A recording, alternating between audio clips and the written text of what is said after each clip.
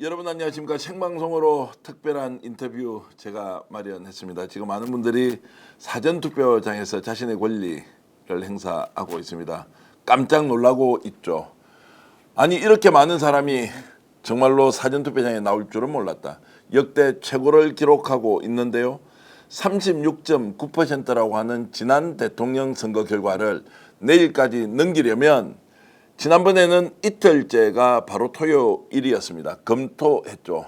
이제 이번 대선은 목금이기 때문에 내일 하루 휴일이 아니라 평일이어서 이 36.93%를 넘길 수 있느냐 없느냐 정말로 절체절명의 위기의식을 가지고 내일까지 반드시 지난 대선의 사전투표율을 넘겨야 한다. 그러면 6월 3일 날 더 큰 기적을 국민들이 만들 수 있다는 확신을 제가 말씀드리면서 오늘 특별한 인터뷰 시작하겠습니다.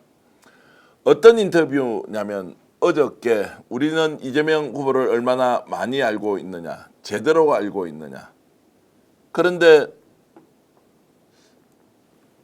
정말로 잘 알고 있다고 생각했던 저조차도 아는 게 별로 없구나 였는데요. 다름 아니라 베스트셀러 범도의 작가이신 중앙대문의 창작학과의 우리 방현석 교수님, 방현석 작가의 말씀을 듣고는 우리가 아는 게 정말로 일부였구나.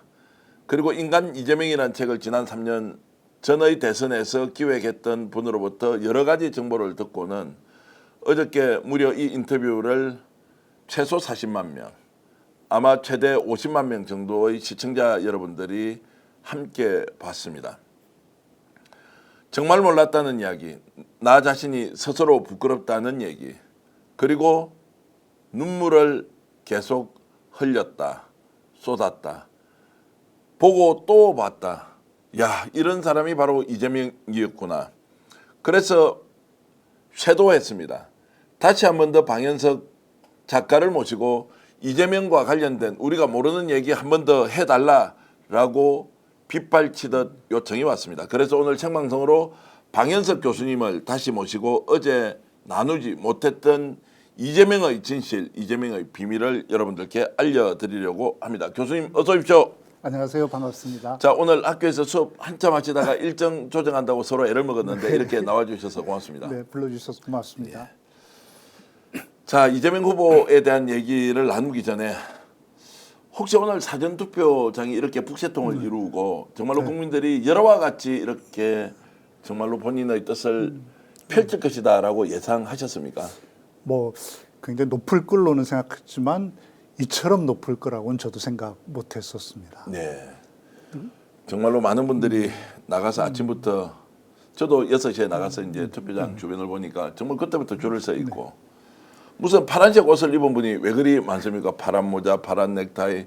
정말 이것은 또 주권자로서 자신의 그 의사를 밝히는 것뿐만이 아니라 다른 사람이 내가 지금 하는 것을 봐달라라고 하는 이제 이런 느낌까지 담겨 있었습니다.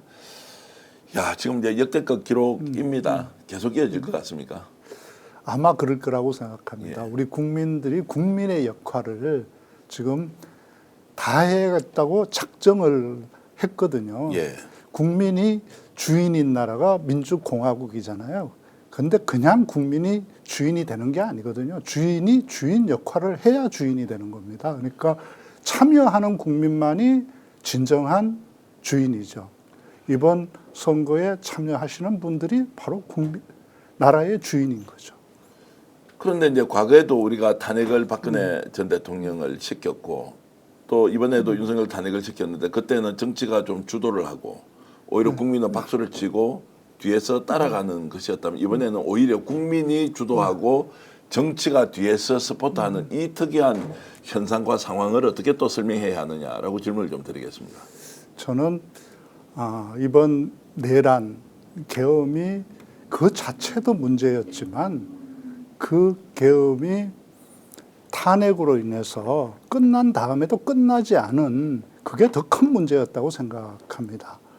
우리 국민들은 이 내란 과정도 용서할 수 없었지만 내란 이후에 보여준 그 우두머리와 주범들의 행태에 대해서 경악하고 있고 분명하게 이번에 정리하지 않으면 다시 우리가 또 계엄령을 당한다는 사실을 자각하고 있는 것 같습니다.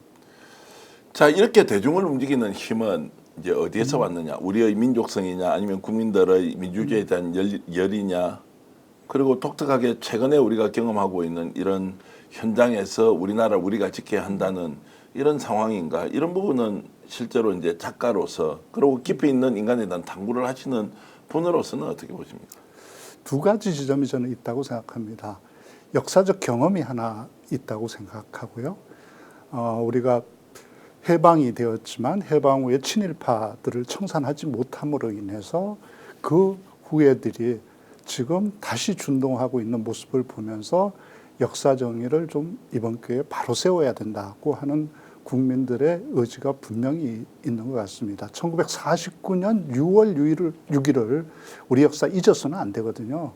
반민특위를 친일파 경찰들이 제압하고 잡아가서 가두고 폭행했던 날이 바로 1949년 6월 6일이었습니다. 다가오는 6월이 그런 달입니다. 그때 친일파들을 정리하지 못했죠. 우리는 단 한 명의 친일파도 그때 처벌하지 못했거든요. 그로 인해서 친일파들이 지금 당당하게 다시 고개를 들고 있다고 생각하고 그럼으로써 역사는 훼손됐죠. 그런 훼손된 역사를 이번에 바로잡아야 된다고 생각하는 게 있고 또 하나는 저는 AI 디지털 시대에 한국이 가장 앞서 나가고 있는 나라라는 걸 우리 보고 있다. 과거의 레거시 미디어들이 프레임을 짜고 밀면 됐지만 이제 AI 디지털 시대는 그렇게 되지 않는다. 저도 굉장히 어제 깜짝 놀랐거든요. 저는 여기 우리 대표님 불러서 네. 아주 평범한 이야기를 하고 갔다고 생각했는데 그게 밤새 수십만 명이 보고 네. 거기 수천 명이 댓글을 이렇게 달아놓은 걸 보고 AI 디지털 광장이 열려 있다. 예. 매일 어젯밤에 저는 수십만 명이 집회를 한 것 같거든요. 이게 예. 광장에서만 촛불 집회가 리처 혁명이 열리는 게 아니구나. 바로 온라인에서 매일같이 이렇게 수십만 명이 참여하는 광장이 열리고 있습니다. 민주주의 광장. 네. 이걸 몇 개의 레거시 미디어들이 과거처럼 자기들 뜻대로 프레임 짜고 누구 악마 만들고 그거 되지 않습니다. 그거 되지 않는다는 걸 분명히 오늘 보여주고 있다. 어제 그 집회했던 분들이 온라인에서 집회하고 그 댓글 달고 밤새 수십만 명이 우리 방송을 봤지 않습니까? 예. 그 사람들이 좀 다 투표장에 갔다고 생각합니다. 저도 그렇고 이제 제작진도 정말 놀란 게 그 밤새 이 인터뷰 1시간 정도 좀 넘어서는 인터뷰에 이렇게 많은 분들이 반응을 보인다는 것도 예상을 못했고 그런데 그 댓글 하나하나가 정말로 눈물바다처럼 참 감동적이더라고요. 네. 참 놀랐습니다. 여러분 진심으로 감사의 말씀드리고 어제 그 인터뷰는 우리가 혹시 모르는 이재명이 어떤 사람인지 좀 제대로 알아보자. 이재명 후보를 가장 깊이 있게 탐구하고 연구했던 우리 방현석 교수님을 통해서 여러분들께 말씀을 드렸는데요. 자, AI 디지털 시대가 결국 광장의 집회를 매일 만들고 있다. 네. 여기에서는 거짓이 스며들 공간이 줄어들고 진실을 말하는 자의 목소리가 훨씬 더 빠른 속도로 전파되는 이제 이걸 경험하고 있다는 말씀이고요. 네, 바로 검증하지 않습니까? 예. 이준석 후보나 이런 사람들이 방송에 나와서 참으로 말이 안 되는 소리를 거짓을 보태서 하지만 바로 즉시 그걸 우리가 사이버에서 온라인 공간에서 다 검증해서 걸러내지 않습니까? 이 부분은 짧게 좀 짚고 넘어가겠습니다. 아까 1949년 6월 6일 대한민국은 이제 친일 청산을 전혀 하지 못하고 반민특위가 이제 오히려 장악되는 그 상황이 역사적으로 있었지 않습니까? 그런데 우리 기억하지 못하지 않습니까? 대중은. 네. 근데 아까 이제 분석하실 때는 어떻게 해서 이렇게 우리 국민들이 민주주의에 대한 것들을 정말로 주인으로서 이렇게 표출을 해내느냐라고 하는 것은 과거에 이제 청산하지 못한 역사에 대한 기억이 우리 몸에 남아 있다라고 한다면 기억을 하지 못하는데도 그게 몸에 남아 있다고 우리가 볼 수 있습니까? 지난 70여 년 동안 그걸 해왔습니다. 우리가 친일파 인명사전 그걸 우리 국민들이 만들어냈어요. 반민특위는 권력에 의해서 좌절됐지만 우리 국민들이 수십억의 모금을 통해서 돈을 내서 반민특위를 이 명단을 더 넘겨받아서 더 자세히 조사해서 적어도 처벌은 못했지만 친일분자들이 뭘 했는지 분명하게 밝혀놨습니다. 그래서 그걸 결국 국가 공인 친일파들을 정리해낼 수 있었습니다. 70년 동안 우리는 그 청산하지 못한 역사가 청구한 청구서를 받아왔고 거기에 대해서 우리 국민들은 스스로 세금 놔두고 별도로 스스로 주머니 털어서 그 작업을 다 해왔습니다. 수십 년의 그 시민들의 투쟁을 통해서 우리는 역사가 해내지 못한 것, 정부가 못 해낸 걸 우리 국민들이 해낸 그런 나라 국민이 바로 우리죠. 바로 그 힘들이 이번에 응징했다고 봅니다. 마지막 그 발악으로서 사실은 지난 2년 전에 윤석열 정부가 홍범도 장군을 비롯해서 항일 무장투쟁 영웅들 흉상 파내겠다. 그게 그 친일파 후예들의 마지막 발악이었죠. 거기에 대해서 우리 국민들이 이번에 저는 응징했다고 봅니다. 그 오늘 표를 찍으면서 저는 이제 용지를 받아보고는 투표장에 딱 들어가서 기표를 할 때 울컥하더라고요. 네. 저만이 그런 게 아니라 수없이 많은 오늘 사전투표 또 내일 사전투표 하시는 분들이 어떻게 표를 찍는데 울컥할 수 있느냐 이런 거. 그리고 혹시 이거 기표를 할 때 번지지는 않을까 잘못될까 싶어서 두 손으로 이렇게 표를 찍는다거나 어떻게 이제 이런 식의 이제 생각들이 누군가로부터 배우지도 않았고 가르쳐 준 사람도 없는데 우리는 왜 이렇게 행동을 하느냐. 도대체 무엇이 사람을 이렇게 만들었느냐. 왜 눈물을 이렇게 대중은 보일 수밖에 없느냐. 이 부분 설명 좀 해 주십시오. 저는 이게 윤석열 정부의 계몽 효과라고 생각을 합니다.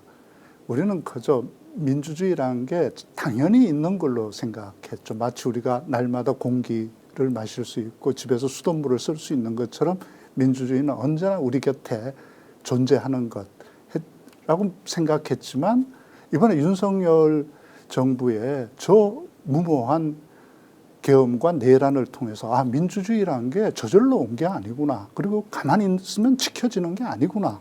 이걸 국민들이 자각한 거죠. 이 민주주의 어떻게 생긴 겁니까?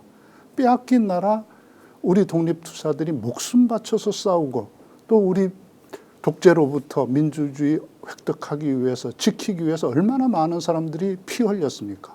그 수많은 사람들이 목숨 바치고 피 흘려서 쟁취한 민주주의란 것을 이번에 우리 국민 모두가 새삼스럽게 자각하게 됐다고 생각합니다.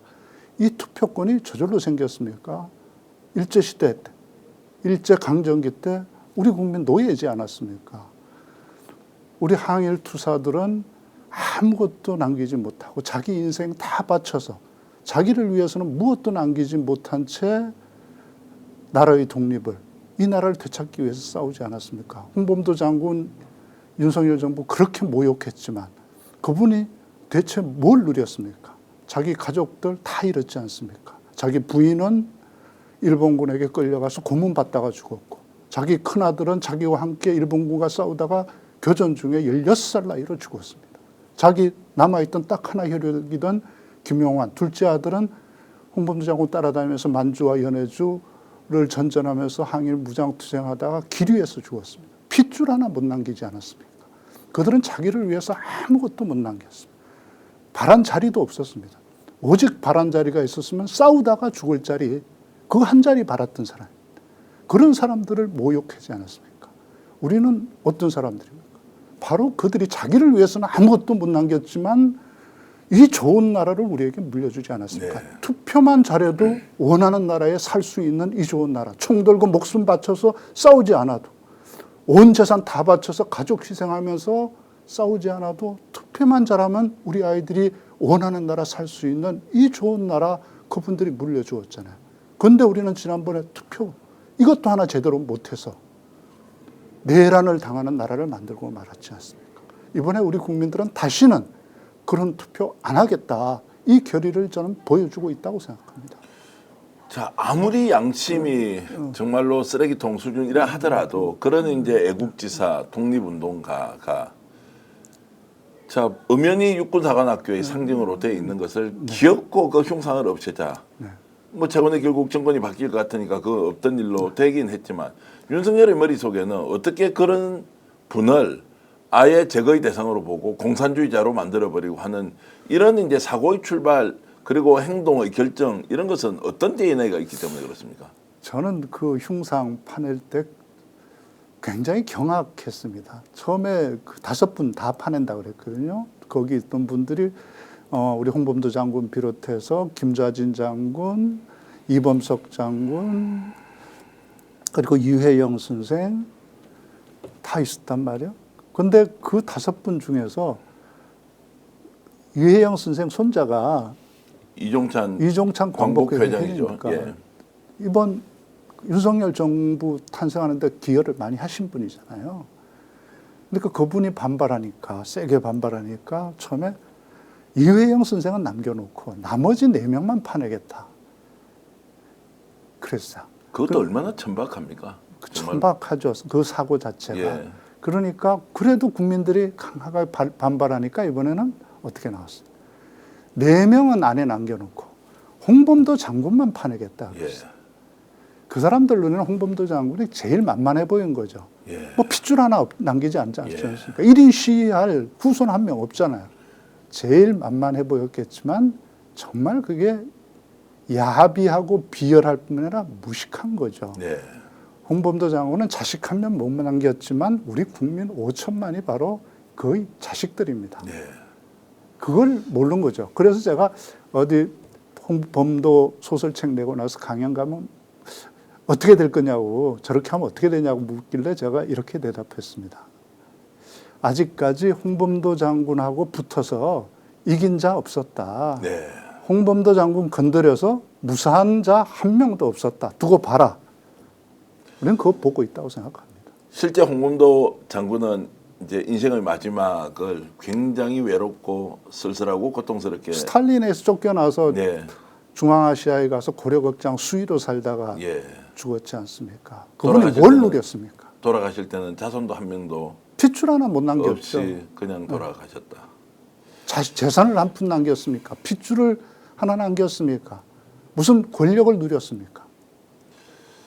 이재명 후보 얘기로 좀 돌아가 보겠습니다. 이 대중의 눈물 그리고 그것이 우리는 모르지만 우리 몸속에 흐르는 또는 우리가 민주주의에 대한 갈망 이런 것들이 얼마나 소중하고 필요했는지 자 그게 투표로 나타났다. 홍범도 장군 말씀을 들으면서 정말로 우리는 지금 어떻게 살고 있는지 어디에 서 있는지 저는 스스로 질문을 던질 수밖에 없네요.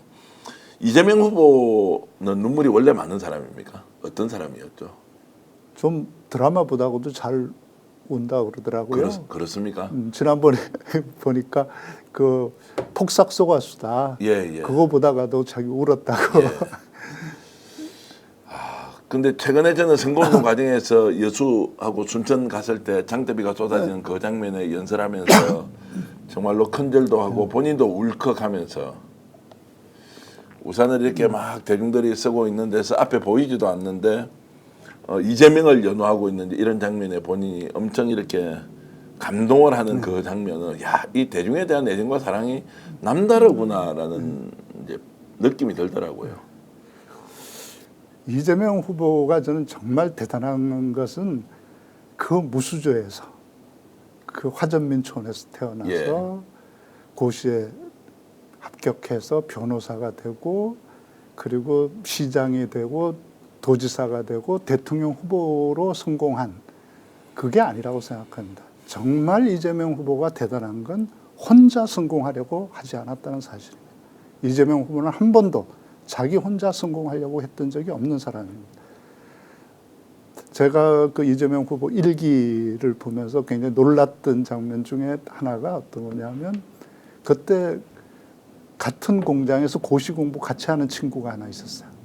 공장에서 공부하면 공장 동료들, 고참들이 싫어해요. 자식이 네. 공돌이 주제에 뭐 잘난 체하고 공부해? 이런 분위기니까 공부 같이 하는 친구 하나가 얼마나 소중했겠어요. 그래서 같이 우리 공부해서 우리 인생을 좀 바꿔보자. 그랬던 친구가 심정훈이라고 하는 친구예요. 예. 근데 그 친구가 근데 어느 날 보니까 이 담배를 피우고 몰려다니면서 술을 먹는 거예요. 그러니까 이재명 후보가 이제 불러내서 진지하게 정색을 하고 묻죠. 너 진짜 내가 그런 소리 들었는데 너 담배 피우고 술 먹냐? 그러니까 대답을 안 하죠. 그리고 그 당시 이제 어리더라도 공장 다니면 다 형들한테 배워서 담배 피고 술 먹는 게 뭐 그렇게 특별한 거 아니었단 말이에요. 네. 근데 딱 절교를 선언하죠. 네. 너 다시 이러면 안 만난다. 안 본다. 그리고 친구들이 화해시키려고 해도 이재명 후보가 안 만나요. 그리고 일기에 이렇게 써놓습니다. 이것은 나의 멸시다. 정훈이에게. 이렇게 해야 정훈이가 바뀔 수 있다. 내가 이렇게 하지 않으면 정훈이가 안 바뀐다. 그래서 그 친구를, 왜냐하면 친구가 잘못된 길, 이렇게 자기 글에 그렇게 써놓습니다. 친구의 그 타락을 묵인하는 것은 친구에 대한 배신이다. 네. 그 의리를 배반하는 거다. 그래서 그 친구 결국 그 술 다시 학원 나와서 같이 공부해서 둘이 나란히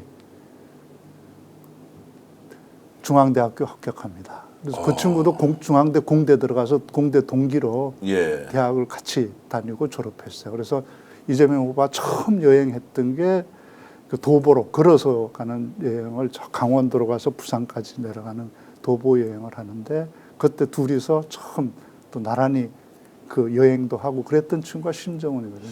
그렇게 이재명 후보는 자기 혼자 성공하려고 하지 않았습니다. 예. 아무리 어려울 때도 함께 성공을 하려고 했고 공장 다닐 때도 제가 유세에서도 유세에서도 얘기했지만 14살 때 그 집안이 얼마나 어려웠습니까? 네. 그 어려운 속에서도 어머니한테 부탁해서 도시락 하나만 더 싸주라. 강원도에서 그때 이제 공장 다니려고 온 얘들은 이제 몇 명이 모여가지고 이제 자취방 하나 빌려가지고 공장 다니는데 이 공장에서 점심 안 주거든요. 도시락 싸와야 되는데 이재명 후보는 그래도 집에서 가정이 있으니까 도시락 싸서 오는데 이 친구 도시락 못 싸오는 거예요, 이 친구들. 그러니까 엄마한테 엄마 도시락 한 개만 더 사주면 안 돼?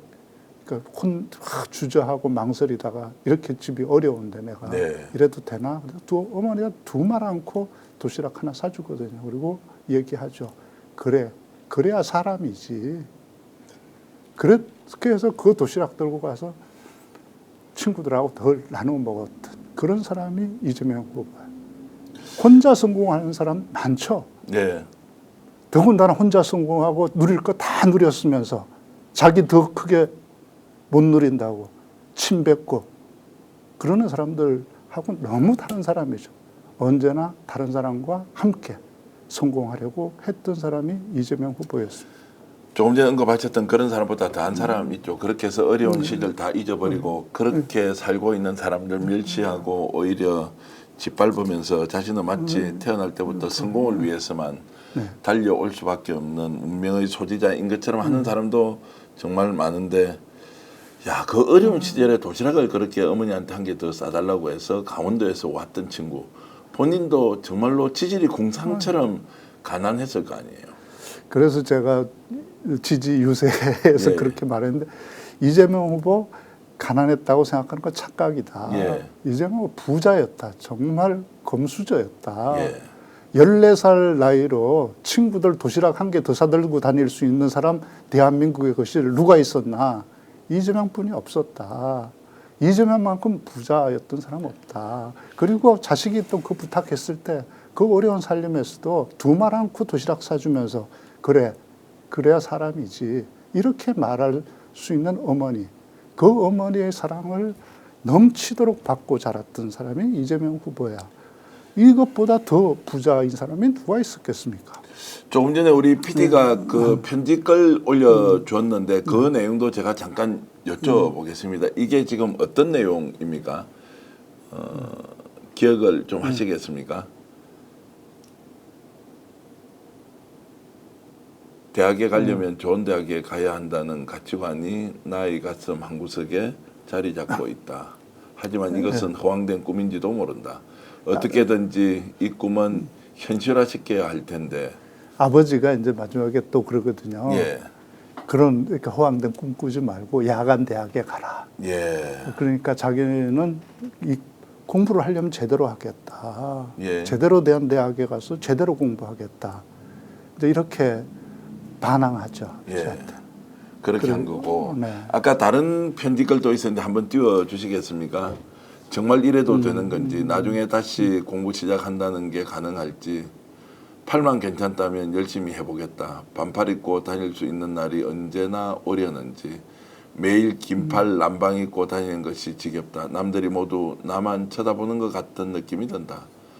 아 이래서 내가 되는 건지 이렇게 이재명 일기 참 가슴 아픕니다. 이게 그러니까 팔이 이게 이제 왼팔이죠. 왼팔이 다쳐서 이제 이게 팔이 굽으니까 굽어서, 그러니까 예. 이게 이제 그러니까 보여주기 싫으니까 예. 여름에도 늘 긴팔을 예, 예. 그래서 심정훈 아까 얘기했던 그 이재명 후보와 같이 학원에서 공부했던 예.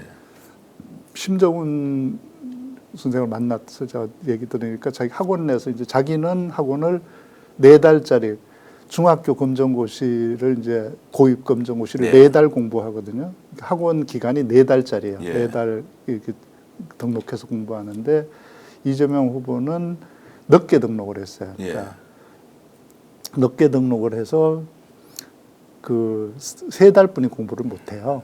그리고 그 심정우는 4달을 다 해요. 그러니까 자기는 1달 뒤에 다니고 있을 때 이재명 후보가 와서 만났는데 같은 공장이니까 우연히 이제 예. 같은 공장 다니게 돼. 근데 옷을 처음 만났을 때부터 늘 여름인데 긴팔을 입고 다녀요. 근데 이제 자기는 왜 긴팔을 입고 다니는지 몰랐다. 나중에서야 한참 지나고 나중에서야 그 사실을 알았다. 네. 그렇게 그 했던 공부했던 사람이 이재명 후보죠. 자 그런 핸디캡을 가지고 있으면 사회생활도 굉장히 어렵고 다른 사람이 다 또 질시를 할 것이고 또 이 자체가 공장에서 그냥 손인공으로 일하다가 정말로 치명적으로 이렇게 다쳐버린 거지 않습니까? 그것도 엄청 견디기가 어려웠을 텐데. 이재명 후보가 제일 싫어하는 게 내기, 예. 도박 이런 거거든요. 예. 그래서 대학 다닐 때도 대학 동기들이 축구 뭐 이런 거 내기 축구 하자 그러나 네. 그럼 절대 안 하는. 그러니까 그게 왜 그러냐 하면 공장 다닐 때 이제 아주십이라고 하는 그 냉장고 만드는 그러니까 아이스크림 이런 거 담는 냉장고 만드는 공장에 다녔어요. 거기 다니면서 이제 점심 시간이 되면 고참들이 권투를 시키는 거예요. 그러니까 강제 권투를 시키는 거죠. 그 막내들. 그래서 공장 창고 안에 넣어놓고 특설리능이라고 이렇게 자기들이 마음대로 만들어 놓고 그 글러브 끼고 올라가서 싸우라고 그러는 거죠. 그럼 뭐 원하지도 않는데. 그리고 거기다 내기 거는 거예요. 아이스크림 내기, 브라보콘 그 당시 12시에 만나요, 브라보콘 예, 예. 이거 하는 거거든요. 내기 그릇 돈 다 걸으려고 그래서 그 아이스크림 값 3개 값 걸면 그게 하루 실제 일당에 가까워요. 그걸 걸고 싸우라고 그러는 거예요. 너 나와 그러면 강제로 나가야 돼. 이제 뭐 여기 손이 다쳤잖아요. 이게 안 되잖아요. 네. 근데 나가 싸워야 되는 거야.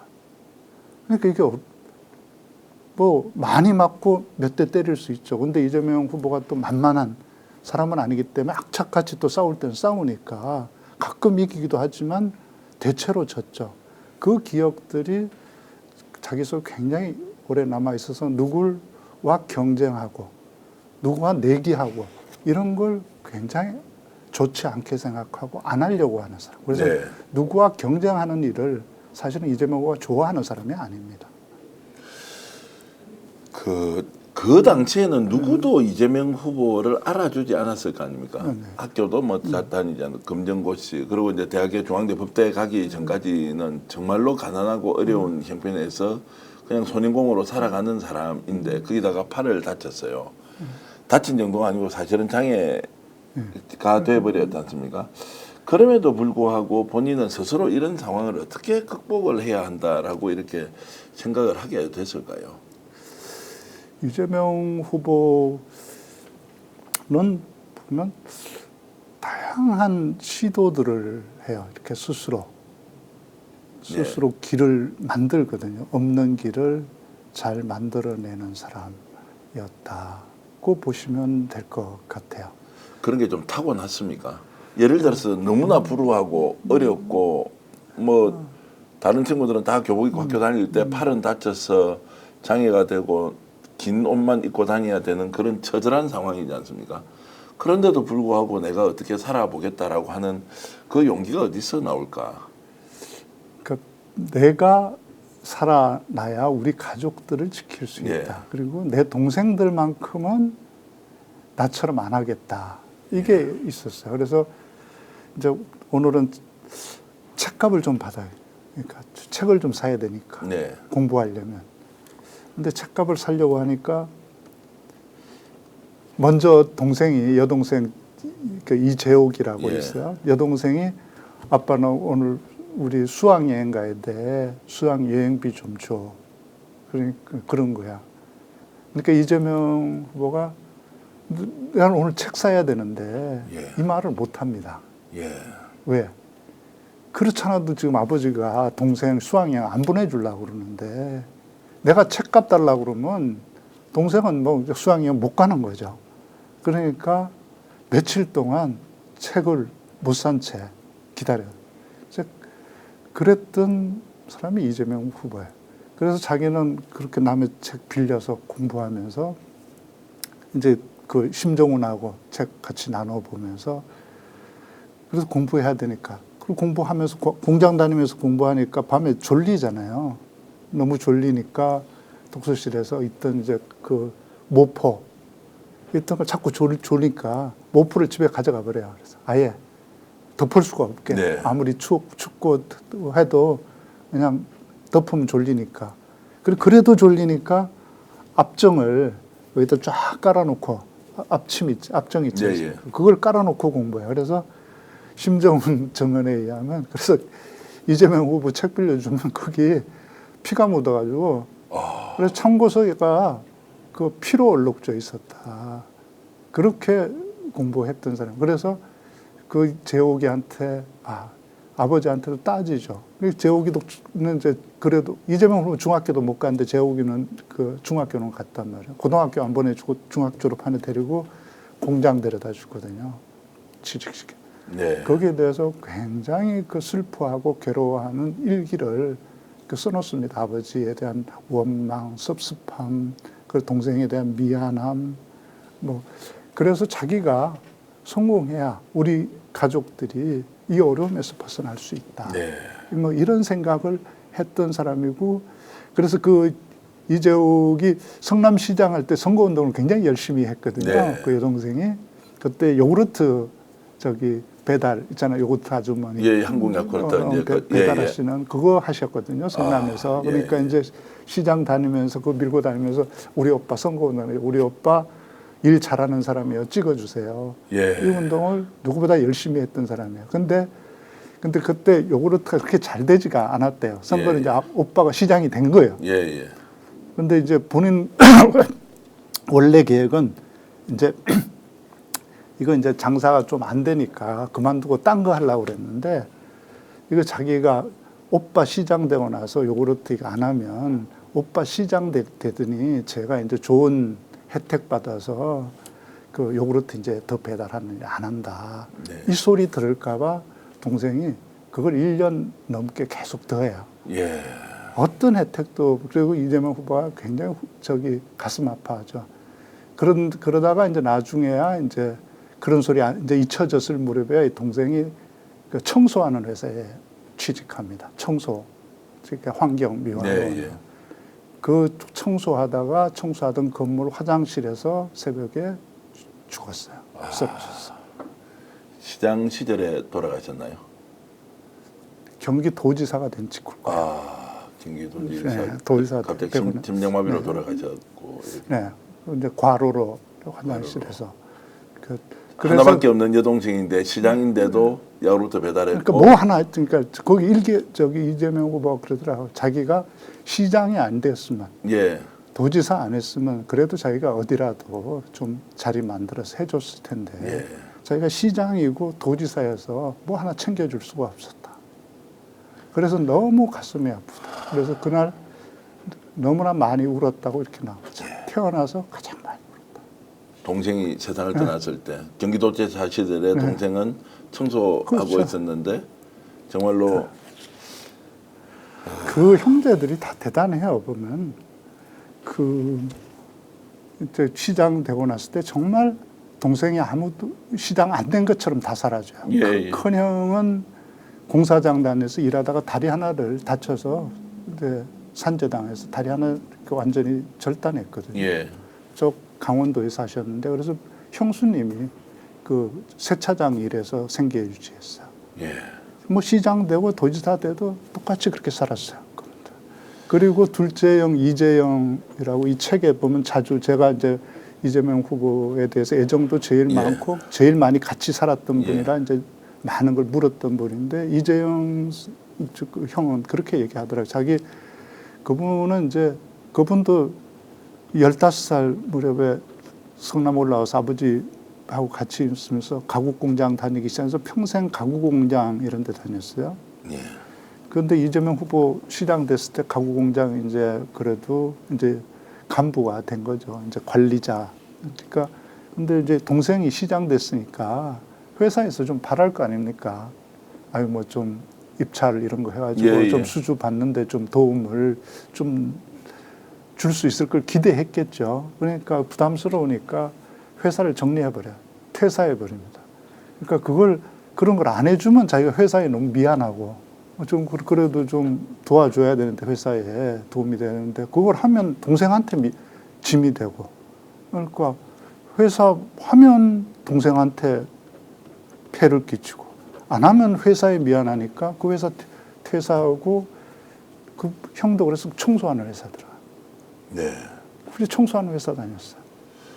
그래서 농담처럼 이 후보가 우리 집안은 청소하고 참 인연이 깊다. 그래서 아버지도 청소 리어카 끌면서 시장 청소했고 어머니는 시장에 있는 그 화장실 청소하면서 사셨고 형도 그래서 그 청소하고 하나 있는 여동생도 그렇게 살아요.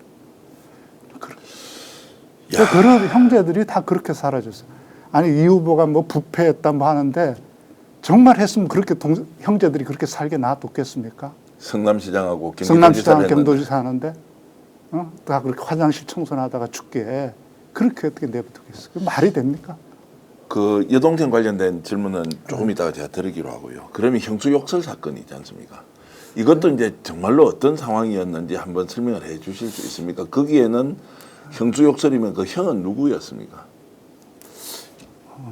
이 얘기는 좀 하고 싶지 않은데 책에는 그래요? 좀 자세히 써져 있습니다. 예. 자세히 써있으니까 그야말로 그 얘기를 꺼내는 사람들은 파렴치한 사람들이에요. 예. 그건 뭐 우선 가슴이 아픈 가족의 비극이거든요. 그런 가족사를 덜추는 자체가 예.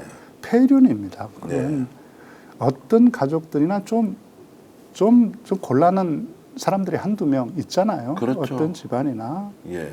아까 얘기했듯이 이 시장 도지사 됐을 때 다른 형제들 아무도 뭐 하지 않습니다. 예.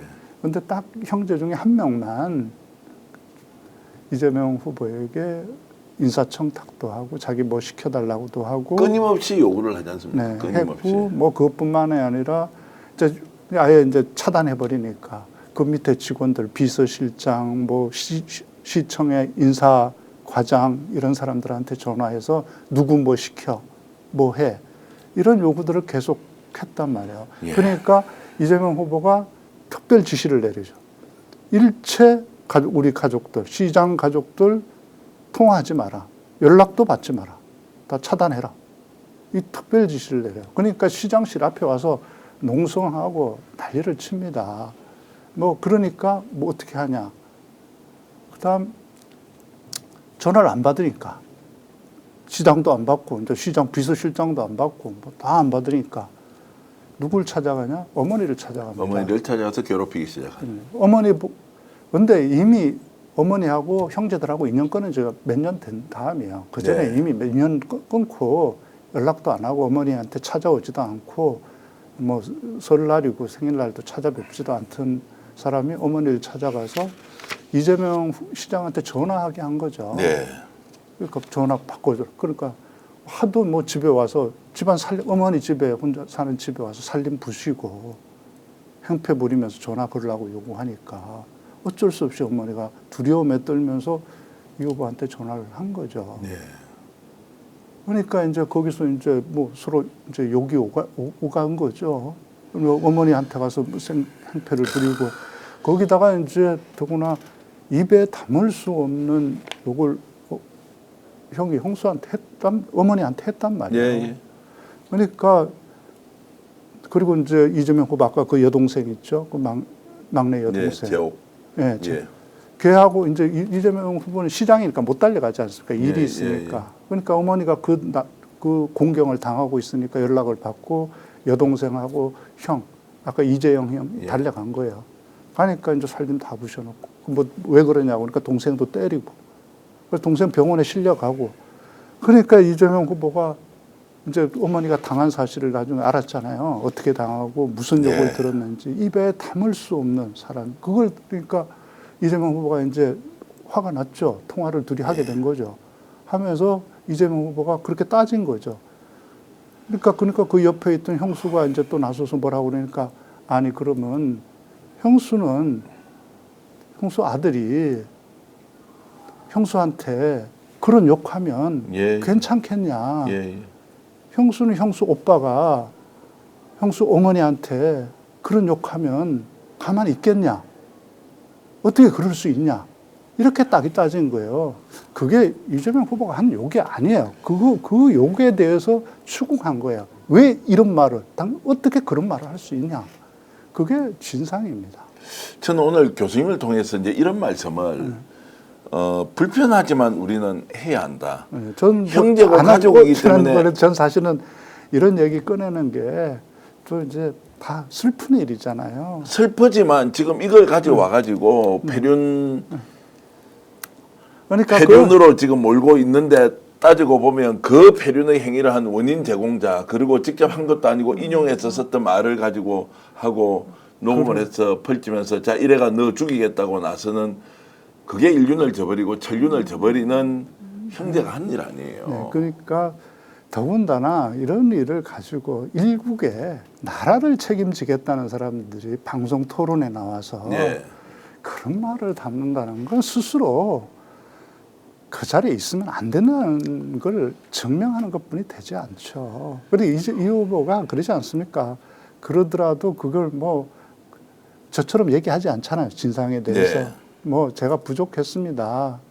뭐 이렇게 얘기하고 말잖아요. 왜냐하면 그게 결국 또 그렇게 얘기하면 또 형을 욕하게 되는 거고 예, 예. 또 형수를 또 욕하지 않게 나쁘게 얘기하게 되는 거니까 그걸 안 하고 싶은 거죠. 그걸 안 하고 싶어서 참고 그냥 제가 부족합니다. 이렇게 말한 걸 참고 있는 걸 가지고 긁어내서 당신이 그런 거 아니냐. 아니 어머니가 그렇게 당하는 걸 보고 가만히 있고 내 정치하니까 정치에 방해되고 하니까 나 뭐 어머니가 어떻게 되든지 욕먹든지 하고 가만히 있으면 그게 사람입니까? 정치인 이전에 사람이 돼야 되는 거 아닙니까? 진희님께서는 마음이 너무 아프다. 너무 가슴 아픈 사연입니다. 리디아님. 담쟁이님은 눈물이 납니다. 노건님께서는 교수님 여기서 뵈니 반갑습니다. 학교 강의 시간에 뵙고 여기서 또 뵙네요. 정말로 화이팅입니다 주셨고 여신자님은 눈물이 납니다. 박말봉님도 눈물이 납니다. 이런 말씀 주고 계신데 제가 다시 거꾸로 좀 돌아가서 질문을 드리면 동생 재옥 씨지 않습니까? 네. 이분이 돌아가실 때 그러면은 몇 살이었습니까? 경기도지사 시절에 돌아갔으면 한 50대 중후반 정도 됐을 이 때 후보님보다 한 10살 정도 한 50대에 일곱, 세살 떠나고 네. 야 그러면 야구르트 장사할 때는 오빠 뭐 막 지지를 하고 선거운동을 하다가 네, 이문라도 주면서 다니면서 우리 네. 오빠 일 잘하는 오빠니까 그 사람들이 처음엔 안 믿었죠. 무슨 예. 저 친오빠겠어. 뭐그 시장이 나오는데 시장 출마하는 오빠 둔 사람이 왜 요구르트 배달하고 네. 있어? 뭐 이렇게 근데 진짜예요. 그걸 나중에 알았죠. 그러니까 알고 나니까 또 요구르트 장사를 그만두지를 못한 거죠. 그런데 한번 여쭤보고 싶은 게요. 보통 그래도 시장이 되고 도지사가 되고 뭐 그리고 본인도 이제 변호사를 하면 뭐 돈도 좀 많이 버는 변호사가 될 수도 있고 한데 첫 번째는 형제들을 좀 이렇게 챙길 수밖에 없는 우리 일반적인 관행들이 있지 않습니까? 좀 먹고 살게 해주고 어떻게 해야 되는데 공직에 들어가자마자 그런 가족 관계를 완전히 이렇게 절연을 해낸다는 것도 가족 쪽에서 보면 한편으로 서운할 수 있지 않습니까? 네, 그럼요. 본인도 굉장히 불편할 거 아닙니까? 그러면 아는 사람 직접 하지 않더라도 지인을 통해서 이거 좀 챙겨주면 어떻느냐, 저거 어떻느냐라고 하는 것이 우리가 일반적으로 겪고 있는 우리의 경험들 아닌가 싶어서 왜 이재명은 자신의 형제나 가족들에 대해서 이렇게 공직과 가족 관계를 이렇게 정말로 엄격하게 구분을 했는가라는 질문을 좀 드리고 싶은데요. 이재명 후보가 스스로 기록해 놓은 게 있습니다. 그렇게 우리가 다 죽는다. 우리가 나도. 다 죽는다. 이렇게 이 후보 형이 부탁한 거 그거 해줬으면 나도 죽고 형도 죽고 우리 모두가 죽게 된다. 예. 그걸 저쪽이 가만 놔두겠습니까?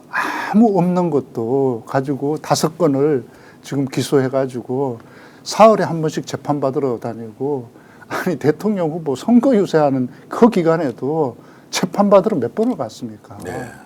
그렇게 하는 사람들인데 그렇게 해서 나온 게 뭐가 있어? 아무것도 없는 정말 털어도 먼지 안 나오는 거 가지고 사람을 그렇게 하는데 정말 뭐 한 자리 해줬으면 어떻게 됐겠어요? 이재명 후보 벌써 징역 가 있었죠. 유독 이재명 후보에 대해서 그렇게 공격적으로 그리고 티끌 하나를 잡아서 범죄자로 만들고 하는 것은 결국 기득권에 대한 도전. 저 사람을 제거하지 않으면 우리가 가지고 있는 이 이권을 유지할 수 없다 이렇게 이제 본 겁니까? 다른 사람들하고 다른 게 이재명 후보는 실행하거든요. 네. 말로 떠들고 비난하고 돌아서서 결국은 아무것도 안 하는. 우리가 지난 정부 때 많이 실망했던 게 그런 거지 않습니까? 그 촛불 들고 그 추운 겨울에 광화문에서 주일마다 주말마다 주말 다 반납하고 나가 싸웠는데 정말 우리 삶은 달라진 게 뭐가 있나? 우리 삶은 안 달라지는 거죠. 세상은 안 달라지고 권력자만 달라지면 다른 게 없죠. 그런데 이재명 후보는 시장이 되니까 다른 거예요. 대장동 사건이 그렇지 않습니까? 그거 자기들이 다 먹으려고 멀쩡한 거 LH가 하던 걸 민간 개발로 들어서 완전히 독식하기로 돼 있었는데 시장 취임하기 3달 전에 그렇게 하거든요. 본래 LH가 공영 개발하려고 하던 거예요. 네, 예. 했던 걸 이재명 시장이 될 것 같으니까 3달 전에 이걸 민간 개발로 바꿔버려요. 이재명 시장이 가만히 있으면 되는 거예요. 자기도 망설여요. 거기 다 증언해요. 자기도 이걸 건드리면 자기가 이제 심한 공격을 당할 텐데, 보복을 당할 텐데, 이거 그냥 눈 감고 모른 채 할까? 이건 뭐 내가 할 때도 아니고, 내가 되기도 전에 바꿔놓은 건데, 나 그냥 못 봤어. 뭐 그리고 내 책임 아니야. 그러면 끝나는 거거든요. 그럼 못 보고 가면 안 됩니까? 보통 네. 그렇게 하지 않습니까? 정치하는 네. 사람은. 네. 내가 지금 결정권 있는 건 앞으로 잘하겠다 이런 것인데. 네. 그러니까 그렇게 하는 사람이었으면 공격을 안 당했죠. 예. 근데 이재명 후보는 아니 이게 성남 시민들의 숨구멍 보존 녹지였는데 그걸 빼앗아 가지고 개발한다고 했으면 시민들의 이익이 되게 해야지. 예. 이익은 몽땅 민간이 가져가? 그건 아니지. 그리고 당시 성남시의 그 시의 빚이 얼마나 많아서 모라토리엄 수준인데 찾아오겠다. 그렇게 해서 이걸 다시 민간 개발로 바꿨잖아. 그렇게 해서 결국 5,500억을 찾아온 거잖아요. 네. 그러니까 이 사람들 입장에서 뭐 이거 딱 대기하고 있었던 사람이 있을 거 아니에요. 이렇게 바꿨을 때는 이미 왜 바꿨겠습니까? 다 먹기로 지금 딱 대기하고 있는데 다 이제 우리 입에 들어올 거라고 생각하고 있는데 이걸 들어가는 걸 입안에 걸 뺏어온 거잖아요. 그러니까 이 사람들이 참을 수가 없죠. 이게 하나 하겠어요? 모든 일에서 이재명 밑에서는 그들의 이익을 검은 발톱을 드러낼 곳이 하나도 없어지니까 엉증한 거죠. 제가 이제 조금 더 속도를 내기 전에 여동생 문제 한 번 더 좀 여쭤보겠습니다. 세상을 떠났다는 그 여동생 어린 시절에 이재명 후보가 편지 써놓은 게 있던데 그거 잠깐만 좀 띄워주시면요. 자, 그 당시에 본인은 지금 이제 중학교도 진학을 못했는데 동생을 중학교 보내고 난 뒤에 고등학교 가야 하는데 아마도 아버지가 그 당시에 여동생을 데리고 취직을 시키려고 했던 모양이죠. 그 취직을 하려고 했던 데가 바로 버스 안내양이었습니까? 아니요, 그렇게. 버스 안내양을 시키려고 했는데 네. 아버지는 이제 버스 안내양 그때는 다 버스 안내양이 있었지 않습니까? 맞습니다. 예. 그거 시키려니까 재오기가 싫다고 그건 예. 안 하겠다. 예. 그래서 결국 공장에 갔다. 저걸 읽어보면 자, 이거 실수를 좀 했다고 손님이란 자식도 화를 막 내고 운전사도 난리를 쳐대는데 안내양은 울고 있었다. 재옥이 생각을 하니 아찔하다. 재옥이도 아버지가 회사 안 보내고 안내양을 시키려고 했는데 재옥이가 안 한다고 했다. 지금은 회사에 다니고 있지만 회사도 역시 마찬가지다. 그 회사에 다니면서도 그러니까 재옥이가 많이 당하고 있는 것을 이재명 후보가 보고는 굉장히 마음 아파하면서 그렇죠. 저렇게 자기 이제 글을 쓰는 어린 거예요. 동생이 예. 고등학교 못 가고 중학교 졸업하자마자 공장 예. 가서 아침 새벽같이 공장 가서 저녁 때까지 일하고 오는 거. 그리고 또 월급은 또 몇 푼이나 됩니까 정말. 그거 얼마나 가슴이 아파요. 근데 예. 이제 저 일기 내용은 뭐냐면 이제 버스 탔는데 이 나쁜 형편없는 사람이 안내양을 한테 갑질을 하는 거예요. 그래서 안내양을 울린 거예요. 그걸 보면서 이제 자기 동생 생각이 나는 거죠. 내 동생 재옥이도 저러겠지. 공장에서 저렇게 어려움 당하고 뭐 옛날에 공장들이 툭하면 사람 때리고 그러지 않았습니까? 자기도 그렇게 많이 맞고 다녔고. 그러니까 그 안내양 당하는 게 자기 동생 당하는 것 같아서 너무나 화나고 슬펐던 장면을 저 일기에 남겨놓은 거죠. 그런 동생을 이제 뭐 두고 있어서 마음 아픈 건 알겠는데 그래도 본인이 좀 잘 돼가지고 학교도 먼저 가고 내가 잘 돼서 동생 좀 이렇게 근사하면 되는데 그거 하지 않고 오히려 동생을 위해서 이렇게 마음이 더 아프다라고 하는 이런 그 예를 들어 본성은 뭐 어디에서 나오는 겁니까? 이재명 후보가요? 이재명 후보가 두 가지 특징이 있습니다. 예, 이재명 후보 어디 놀러 갔다는 얘기 좀 들어보셨어요? 뭐 잘 모르겠습니다. 예. 놀러 갔다는 얘기 잘 못 들어보셨을 거예요. 아까 친구하고 뭐 무전여행처럼 네, 이렇게 그거 자전거 여행, 대학 다닐 때 예. 그런 거 외에 무슨 해외 여행 다니고 무슨 골프 치러 다니고 이런 얘기도 한 번이나 들어보셨어요? 실제 못 들어봤습니다. 아니 정치인들하고 좀 출세하면 다 사교한다고 골프장 가서 골프 치고 해외 또 뭐 저거 관람 간다고 또 가고 하지 않습니까? 예. 그런 거 한번 언제 얘기 들어보셨어요? 예. 그거 별로 거의 없습니다. 그러니까 정말 필요해서 어쩔 수 없이 정말 외교적이나 또 뭘 유치하기 위해서 이럴 때 뭐 어쩔 수 없이 나가지 개인적으로 그 자체를 좋아하지를 않아요. 이재명 후보가 좋아하는 게 딱 두 가지 있습니다. 하나는 남한테 나눠주는 걸 좋아해요. 예. 그래서 집에 누가 오면 뭘 자꾸 줘요. 자기 집에 있던 거. 뭐 맛있는 거 있으면 꺼내서 다 줘버리고. 줄만 행편도 안 될 텐데. 그러니까 식구들한테 그래서 자주 혼나고 그래갖고 우리 먹어야 되는데 예. 너 왜 다 줘버리고 그러냐. 그래서 남 나눠주는 것을 즐거워하고 그리고 누구한테 일해서 인정받는 것에서 보람을 느끼는 사람이에요. 예. 그래서 일하는데 굉장히 집중하는 거의 일 중독에 가깝게. 그래서 그 두 가지 특징이 있어요. 그래서 이재명 후보는 잘 나눠줘요. 그리고 뭐 남한테 일 잘해서 칭찬받고 인정받는 걸 좋아합니다. 그건 타고났습니까 그러면? 네. 그래서 이재명 후보 이제 보면 그 변호사 때 일기에 이렇게 써놓거든요. 돈을 변호하지 말고 인간을 변호하자. 돈을 변호하지 말고 인간을 변호하자. 이렇게 써놔요. 그래서 예. 변호사를 본래 변호사 시험하면 이제 사법연수원 들어가지 않습니까? 예. 사법연수원 들어가면 이제 그 합격했을 때 성적 그리고 연수원 성적 합해서 그 상위권이면 판사 갈 수 있고 또 그다음 검사 갈 수 있고 그랬거든요. 신청해서 뭐 자기가 처음부터 변호사 하겠다는 사람도 변호사 가지만 이제 판사 검사는 자기가 하고 싶다고 되는 건 아니에요. 성적이 네. 좋아야 돼요. 그런데 이재명 후보는 성적이 좋았어요. 충분히 판사, 검사 다 할 수 있는 성적이었는데 자기는 대학교 다닐 때 친구들한테 약속한 게 있잖아요. 데모하고 운동권 들어오라고 그랬을 때 그때 제 후배들이 그렇게 꼬시려고 그랬는데 이재명 안 들어왔잖아요. 나는 저기 변호사 된 다음에 어려운 사람들하고 그때 함께 할게. 이 약속한 게 있으니까 그걸 지키려고 판사 검사를 안 해요.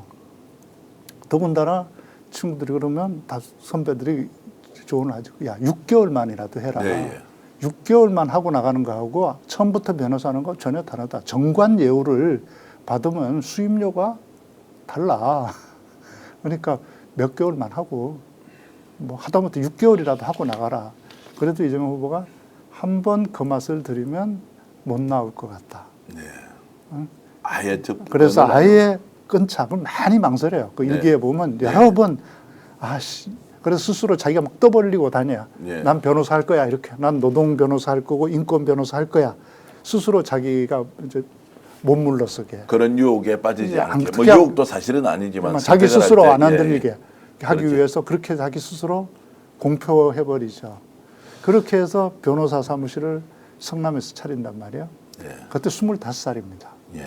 25살. 만 나이로 하면 24살이죠. 24살에 변호사 사무실을 차려요. 돈이 어디 있습니까? 사무실 낼 돈도 없으니까 그때 조영래 변호사, 네. 우리 전태일 평전 쓴 조영래 변호사한테 변호사 10억 그 이제 연수 나갔을 때 그 밑에서 일했거든요. 그래서 돈 없이 변호사 차린다니까 그 돈 보증금을 빌려줘요. 네. 조영래 변호사가. 그래서 그거 가지고 가서 성남에서 이제 빌린 돈 가지고 변호사 사무실 냈는데 내자마자 그 여주 이천에 노동상담소가 있는데 이걸 운영할 사람이 없다. 소장할 사람이 없으니까 좀 맡아줘라. 그러니까 그걸 맡아줘요. 그런데 이제 여주 이천에 그래서 매주 한 번씩 가요. 주말에 가서 일 안 하는 날 가서 무료 상담해주고 이렇게 일하죠. 그런데 거기 상담소 일하는 사람들이 있지 않습니까? 상근자들. 네. 그 사람들은 뭐 먹고 삽니까? 그 사람들 월급을 자기가 다 그러니까 활동비를 다 대줘요.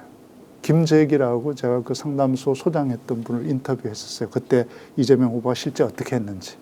그랬더니 매달 말 되면 이제 그 상담소 일하는 상근자들 다 변호사 사무실 식구들하고 그 일하는 사무실에 일하는 사람하고 같이 불러서 이제 고기 사주고 고기 파티 열고 그때 이제 봉투 하나씩 몰래 끝나고 나면 집에 갈 때 봉투 하나씩 이렇게 줬는데 그때 꽤 그 당시 활동가들한테는 큰 돈이었다.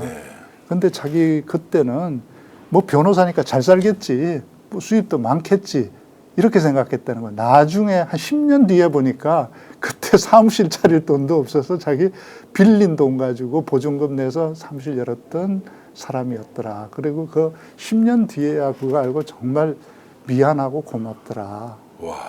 그랬던 사람이 이재명 후보예요. 김혜경 여사는 언제 만납니까? 김혜경 여사 이제 변호사 사무실 차린 다음에 예.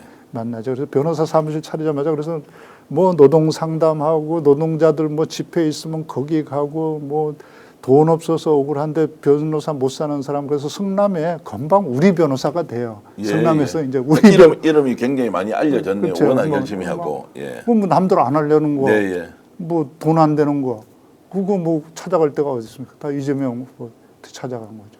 그러니까 이제 뭐 사람들 돈은 안 돼. 그때 기록에 나와요. 일제 돈은 안 되지만 일은 많았다. 예, 예.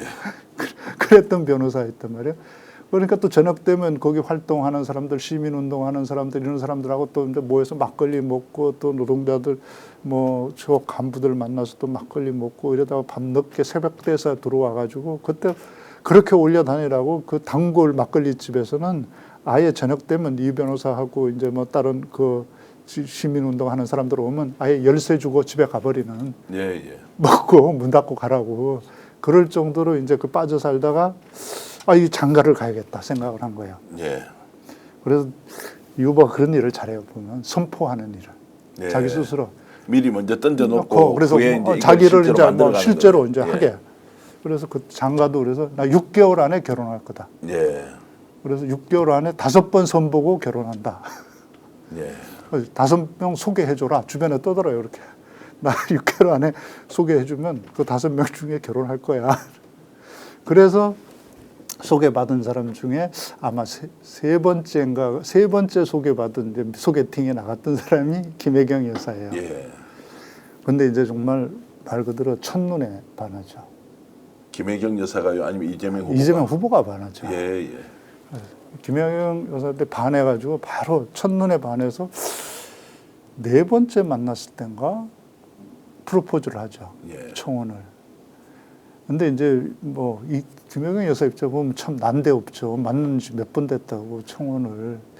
근데 이재명 후보 입장에서 보면 전혀 난데없는 게 아니죠. 3번 이상 만난 여성이 한 명도 없었으니까 그렇게 해서 프로포즈를 하죠. 그때 프로포즈 했는데 답이 없죠. 그러니까 아무 대답을 안 하니까 이제 그 다음에 들고 왔던 게 일기장을 그 6권 13살 그 소년공부터 그때까지 썼던 일기장 6권을 들고 와서 보따리에 사가지고 가서 김혜경 여사한테 보여주죠.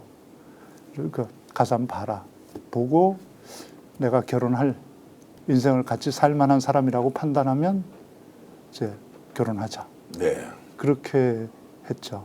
근데 김혜경 여사는 그때 실제로 돈이 많은 변호사인 줄 알았습니까? 아니면 저렇게 살고 있는 거를 뭐 익히 잘 돈 없는 변호사인지 알았어요. 알았습니까? 예. 대단하네요. 그 왜 알았냐면 결혼하기로 하고 예. 김혜경 여사는 사실은 그 일기를 보고 그 따뜻한 마음에 반하고 예. 이재명 후보 일기 보면 좀 아까 얘기했던 그런 정말 마음이 따뜻하거든요. 예. 식구들을 대하는 거나 또 한편으로는 기죽지 않는 자기가 이걸 참 남루하게 살았잖아요. 어렵고 초라하게 살았지만 그걸 감추지 않겠다. 난 원래 이런 사람이야.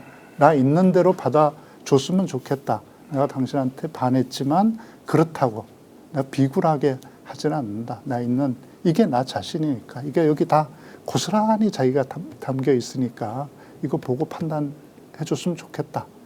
준 거죠. 근데 김 여사는 그걸 보고 그 따뜻한 마음의 반응. 그죠. 그래서 이제 결혼을 승인했어요. 접수해 줬는데 근데 파혼당할 뻔하죠. 예. 이제 왜 파혼당할 뻔한지 아세요? 그러니까 뭐 알고 보니까 집도 절도 없는 사람이어서 그런 건가요? 그게 아니고 예. 돈을 빌려달라고 그런 거예요.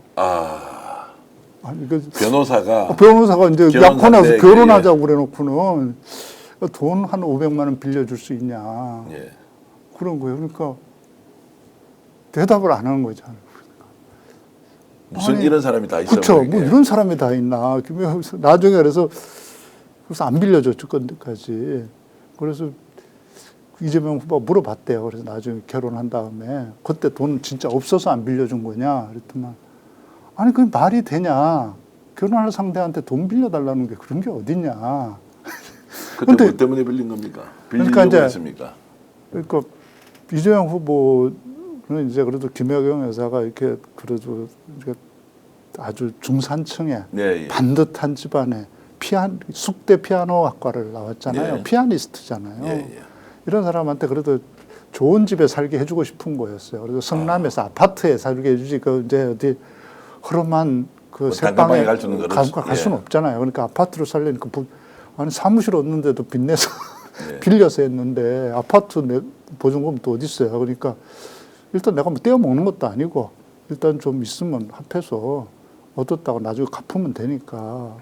근데 자기 이재명 후보 집안 분위기는 이게 당연한 거예요. 왜냐하면 그 집안에는 식구들끼리 뭐 네 거 내 게 없는 거예요. 벌면 모두 아버지한테 갖다 주고 필요한 사람한테 우선 급한 대로 쓰고 이게 당연한 거니까 그 집안에서는. 그러니까 이재명 후보도 뭐 우리 식구인데 뭐 이렇게 생각했는데 그 집안은 안 그런 거죠. 그래서 그랬다는 거예요.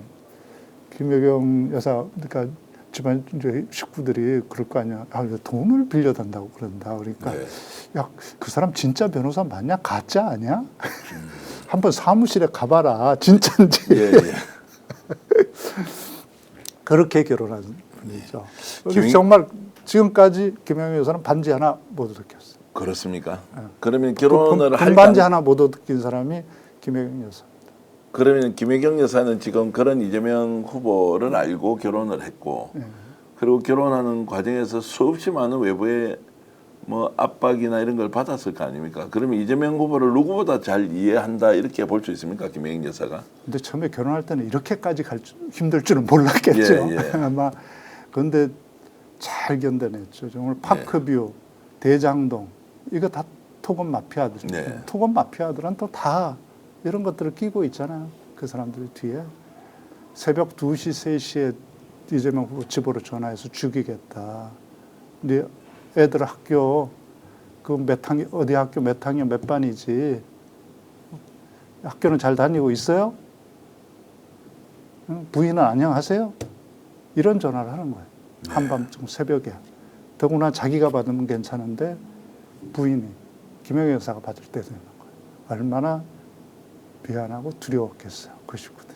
그걸 다 이겨내고 여기까지 온 그런 거예요. 전화를 받았을 때가 성남시장 시절입니까? 그렇죠. 그럼 시장인데 시장 부인한테 뭐 깡패들이 그냥 그렇죠. 외부에서 누군가가 그래. 확인되지 않는 전화를 내서 그러니까 집에서 그래서 그런 위협을 한다. 그렇죠. 당신 아들 저 학교 잘 다녀요? 어느 학교 몇 학년 몇 반이죠? 그러니까 이재명 후보가 그 가스총, 유견발 가스총 공식적으로 등록해서 사가지고 가지고 다닙니다. 예. 그 겁나니까. 야, 그럼 그러면서 지금- 예. 지켜낸 거예요. 그 기득권을 건드릴 때는 그렇게 힘든 겁니다. 지금 현재는 김영인 여사 그런 모든 것을 이렇게 다 이제 받아들이고 뭐 대통령의 배우자가 될 수도 있고 뭐 영부인이 되는 지금 과정에 있는데 엄청나게 지금도 모함을 받고 있지 않습니까? 뭐 법인카드를 경기도 그걸 썼다 아니다 이러면서 끊임없이 지금 괴롭히고 있지 않습니까? 그걸 잘 견뎌내고 있습니까? 뭐 이 후보한테 가장 막강한 동지라고 볼 수 있죠. 아 실제로 동제적 관계가 그렇죠. 있다. 가장 그렇게 함께 이 어려움을 극복해 나온 거죠.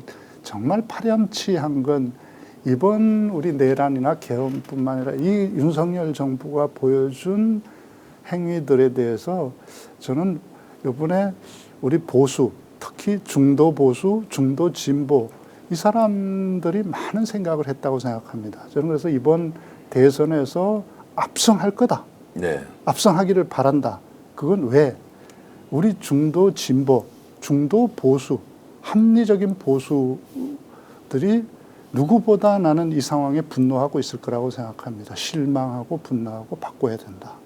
왜냐하면 보수의 가치를 이토록 처참하게 무너뜨린 사람들은 없었거든요. 보수가 뭡니까?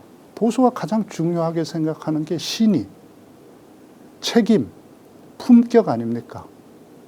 보수라고 하면 그래도 언제나 그 사회의 신의를 중요시하고 믿음을 중요시하고 그러는데 그 신의를 저버렸잖아요. 국민을 지키라고 준 권력으로 국민한테 공격을 하는 이런 신의를 저버렸고 그리고 아니 쿠데타, 내란도 좋다 이거야. 가장 실망하고 있는 건 전 그 보수들이 참담하게 생각하는 그 무책임 예. 그리고 품격이라고 없는 정말 염치를 모르는 품격은 그냥 염치가 없는 자기가 동원해서 군인 인생 다 망치지 않았습니까? 그 멀쩡한 군인들 인생 다 망치고 그래놓고 그 사람들 지금 징역 가서 재판받고 있지 않습니까? 그 사람들한테 책임도로 다 떠넘기고 자기 안 그랬다고 그러고 자기 지시 안 했다고 그러고 그 밑에 사람들이 그러면 거짓말하고 있다는 겁니다. 거짓말쟁이로 만들고 자기 극장에 가서 영화 보면서 히히닥거리고 웃어요. 그런 보수가 어디 있습니까? 보수로서 정말 스스로 보수라고 생각하는 사람은 그 모습을 보고 얼마나 억장이 무너지겠습니까? 이건 사실은 지금 국면에서 괴롭고 고통스러운 사람들은 전 진보가 아니라고 생각합니다. 네. 보수적, 진짜 보수인 사람들은 이 참담함, 이 부끄러움 참을 수 없을 거라고 생각합니다. 난 그 사람들이 이번에 회초리를 들 거라고 생각합니다. 이번에는 그럼 바꿔주고 한번 그래 이재명한테 한번 줘봐. 그래서 정말 잘하나? 잘 못하면 다음에 거둬와야지. 난 저는 그렇게 생각할 거라고 생각합니다.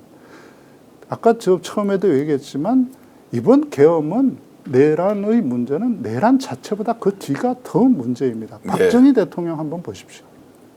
박정희 대통령은 적어도 책임졌어요. 그리고 쿠데타 할 때 목숨 걸었습니다. 자기 안 되면 그냥 죽을 생각했어요.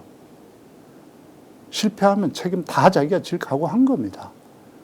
그래서 박정희 대통령이 쿠데타 할 때 자기 가장 믿었던 제자, 육사 제자이고 측근, 자기가 비서실장으로 데리고 다녔던 사람 박태준이잖아요. 박태준은 쿠데타에 가담 안 시킵니다. 빼놓습니다. 예. 나중에 박태준 회장이 물었다고 그래요. 왜 저는 그때 빼놨습니까? 그랬더니 박정희 대통령이 이렇게 얘기했다는 거 아닙니까? 쿠데타에 실패하면 난 죽어야 되니까 그러면 우리 가족을 누군가 돌봐줘야 되잖아. 그래도 박군이면 내 가족을 책임져 주겠지.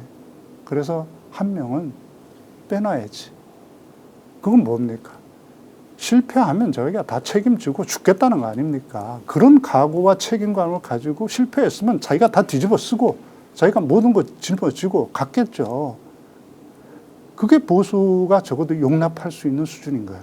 용납이 아니고 최소한의 조건이고요. 그렇죠. 지금 그냥- 남한테 다 덮어씌워서 패가망신시키고 그러니까 적어도 보수도 예. 이건 보수가 아니에요. 이런 무책임.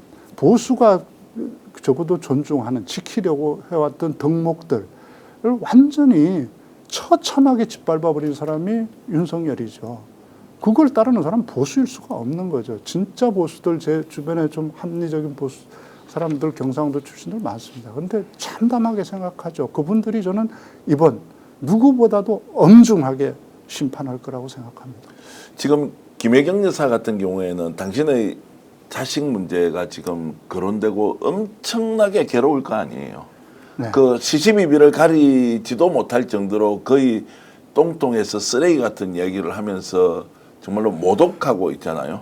네, 그것도 저는 이 윤석열 정부의 정말 폐륜적 행위라고 생각하는데 박정희 대통령이 그렇게 잔인하게 정적들을 탄압했잖아요. 예. 실제 인혁당 사건 같은 경우에 하지도 않은 죄를 뒤집어 씌워서 국가보안법으로 사형 선고 사법살인을 해버렸죠. 예. 사형 선고 사법살인하고 나서 18시간 만에 예. 사형 대법원에 선고한 지 딱 18시간 만에 집행을 해버렸죠. 교성시켜버렸잖아요. 예. 집행해서 죽였잖아요. 8명이나. 예. 우리 사법 사상에 암흑의 날이라고 불리죠. 그런데 박정희 대통령 그렇게 하고 그때 중앙정보부 얼마나 잔인하게 했습니까? 얼마나 심하게 했습니까? 김종필 중앙정보부장 그 이후에는 김영욱 다 했지만 박정희 대통령이 적어도 하지 않은 게 있습니다. 가족들 안 건드렸어요. 네. 가족은 안 건드렸습니다. 그렇게 잔인하고 가혹하게 하면서도 적어도 가족을 건드리지는 않았습니다. 그분들은. 그런데 이 가족들이 무슨 파렴치한 죄를 저질렀습니까? 있어도 박정희 대통령은 적어도 가족들까지 끌고 오지는 않았어요. 그런데 이게 뭡니까 도대체? 이게 보수입니까? 그래서 이제 저질이 아니다. 저질이라는 단어도 쓰기가 어렵다. 그래서 끝말자를 쓰더라고요. 네. 끝말자를 쓰면서 이 사람들을 비판을 하고 있는데 김혜경 여사도 네. 정말 그런 어려운 상황에서도 동제적 관계를 유지한다는 것도 한편으로 안심이 되고 한편으로 대단하다. 네. 그리고 오히려 신랑을 배우자를 잘 모르고 만난 것이 아니라 그런 처지 상황을 다 알고 만나서 지금까지 이렇게 이제 이어져 오고 있으니까 오히려 대통령이 되고 난 뒤에도 훨씬 더 보필을 잘하고 누구보다도 이재명의 스타일을 정확하게 꿰뚫고 있다 이렇게 보니까 정말로 배우자로서 역할을 잘하겠다 이렇게 기대를 해도 되겠네요. 그 위기 때 대처하는 걸 보면 알죠. 예. 지난 12월 3일 날 윤 대통령이 비상계엄했을 비상계엄을 선언했을 때 그걸 제일 먼저 이재명 후보에게 알려준 사람이 김혜경 여사였거든요. 그날 저녁에 이재명 후보는 이제 좀 일찍 들어와서 쉬려고 침대에 누워서 있는데 예. 김혜경 여사가 밖에서 뛰어 들어와가지고 방문 열고 들어와서 밖에서 그날 이제 이재명 후보는 그 건강검진 그것 때문에 죽을 먹어야 돼서 다음날 그래서 죽을 거리고 있다가 이제 이걸 한 거예요. 뉴스 보고 들어와서 여보 계엄령이 내렸대. 그러니까 이재명 후보는 아니 무슨 계엄이야. 계엄은 그러니까 휴대폰을 꺼내서 보여준 거예요. 그러니까 아 이거 가짜 뉴스야. 그리고 이제 뭐 그러고 있는데 밖에 나와 보니까 진짜인 거예요. 다시 뉴스를 보니까. 그래서 이재명 후보가 이제 큰일 났다. 그때 이재명 후보의 능력이 보이죠. 어떻게 해야 되나 이 상황에서 비상계엄인데 네. 이걸 해제하려면 국회로 가야지. 국회로 모여야 된다. 이렇게 하면 국회로 가자. 근데 국회로 어떻게 가지? 이 밤중에 그 수행비서 부르면 몇십 분 걸리는데 시간이 걸리고 예. 그럼 차를 내가 끌고 가나? 내가 끌고 가려면 가면서 딱 생각한 거죠. 방송을 해야겠네. 예. 유튜브 방송. 이 사실을 국민한테 알리고 국민한테 어떻게 행동해달라고 호소해야지. 이걸 막을 수 있는 사람은 국민들 뿐인데 그럼 내가 유튜브 방송하는데 끌고 갈 수 없잖아. 그러니까 어떻게 하지? 그러니까 김혜경 여사 내가 운전할게. 예. 그리고 이제 자기가 먼저 나가서 문 열고 나서 밖에 벌써 이미 와 있을지 모르니까 잡히면 안 경군이 와 있을 수도 있으니까. 예. 그러니까 이재명 후보는 문 고리 걸어놓고 있는 이제 망보로 먼저 나가서 예. 이제 살펴보고 뭐 있나 없는 거 확인하고 그 이 대표 에스코트 해가지고 차에 태워가지고 운전해서 계양의 그 아파트에서 여의도까지 15분 만에 주파해서 가려고 그러죠. 근데 그 동안에 이제 이재명 후보는 이제 그 방송을 하죠. 시민 여러분, 예. 우리가 잘 싸워서 지켜내겠습니다.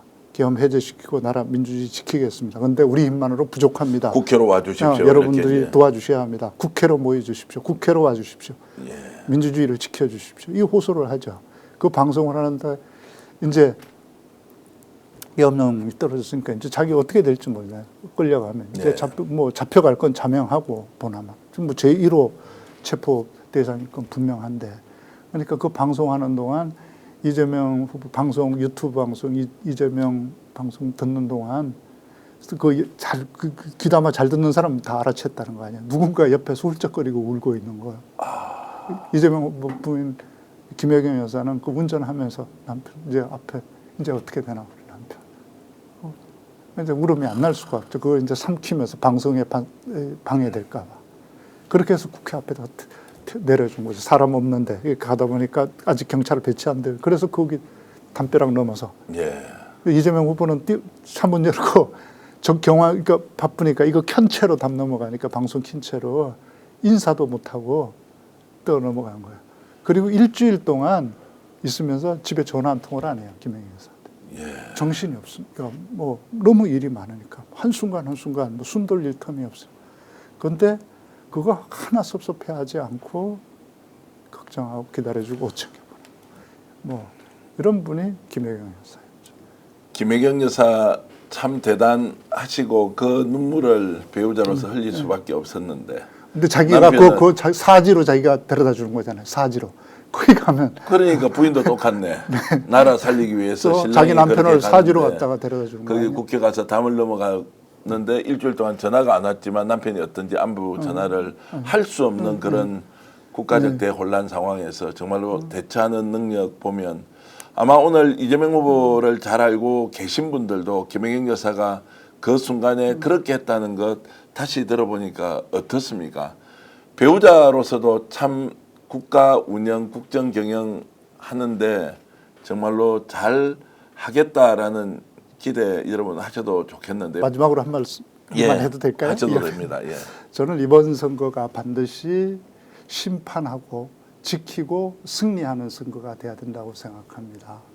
우리 국민들의 삶과 우리의 역사를 무너뜨렸던 그리고 우리 아이들의 미래를 테러한 이 정권 이번에 심판해야 합니다. 그리고 지켜내야 합니다.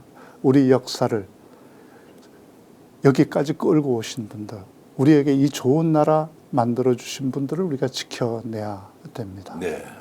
그들은 아무것도 자신을 위해서 남기지 못했지만 우리에게 이 좋은 나라 남겨주었습니다. 그들을 역사의 패자로 만들어서는 안 됩니다. 우리 그분들을 역사의 승자로 만들고 그분들을 지켜내야 합니다. 그리고 우리 아이들이 승리하는 선거 만들어야 됩니다. 우리 아이들이 전 세계를 호령하면서 당당히 살아갈 수 있는 더 좋은 나라, 진짜 대한민국 이번 선거 통해서 만들어야 합니다. 정말 감동적인 말씀 감사드리고요. 리디아님께서는 정말 그날 이재명 후보 유튜브 방송이 나라를 구했습니다. 진우님께서는 존경스럽습니다. 한편 들어보면 너무 슬픕니다. 다주아님. 부창부수라고 해주신 분도 계시고요. 이재명이 대통령이다. 손필현님. 야 정말 오늘 이 이야기를 들으면서 참 눈물이 많이 납니다. 김정숙 선생님. 이런 생각을 했습니다. 김혜경 여사에 대해서 우리는 잘 몰랐는데 하나를 보고도 우리가 열을 알 수 있는 것이 있습니다. 그 엄중한 시기에 목숨을 잃을지도 모르는데 스스로 인천계양에서 국회까지 운전을 하면서 15분 만에 주파를 하고 남편이 아무런 인사도 없이 담을 뛰어 넘어가는 그 순간을 지켜본 김혜경 여사, 배우자가 아니라 동지라는 그 말씀에 정말로 제가 숙연해집니다. 좋은 나라 만들어 달라는 국민들의 이런 열화와 같은, 그리고 스스로 이제 주권자입니다라고 외치는 것이 아니라 내가 바로 이재명입니다라고 하면서 이렇게 달려가서 내 한 표 한 표가 절대로 사장되지 않도록 정말로 뜻을 펼치겠다는 이 국민들을 만들어 준 분이 어쩌면 이재명 후보, 그리고 묵묵히 뒷바라지 해준 김혜경 여사가 아닌가 이런 생각이 들고요. 제가 말씀드리는 것은 잘 보이거나 추앙하거나 이런 것이 아니라 이런 정성이 하나하나 모여서 우리가 대한민국을 바꿔간다는 거 느끼지 않습니까, 여러분? 이재명은 외로워도 혼자 갔고요. 괴로워도 항상 함께 가려고 노력했고요. 너무너무 어려워도 원칙을 지키면서 결정하면서 정말로 말씀 주셨듯이 남을 돕는 일, 남과 함께하는 일에 보람을 느끼고, 그리고 일을 인정받았을 때 거기에서 오는 정말로 이런 생각들이 남달랐다. 괴로워도 함께 갔고 외로워도 혼자 갔고, 그러나 어려운 순간에도 매 순간 결정하는, 그래서 비상계엄을 끝장내는 국민들과 함께 결과 보여주지 않았습니까? 오늘 이 방송이 이재명 후보를 아는데, 그리고 또 뒷부분에 김혜경 여사를 아는데 여러분들의 판단에 조금이라도 도움이 되길 진심으로 바라면서 인터뷰 모두 마치겠습니다. 방 교수님 진심으로 감사의 말씀드리고요. 고맙습니다.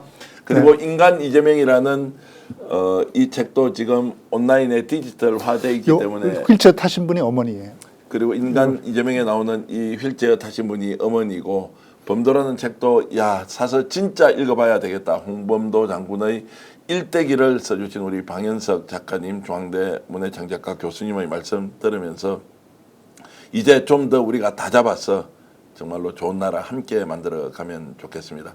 지금까지 시청해 주신 여러분께 진심으로 감사의 말씀드리면서 오늘 방송 모두 마치겠습니다. 안녕히 계십시오. 오늘 방송 어떠셨습니까? 마음에 들었다면 구독, 좋아요로 스픽스를 응원해 주십시오. 여러분들의 구독, 좋아요는 가장 큰 힘이 됩니다.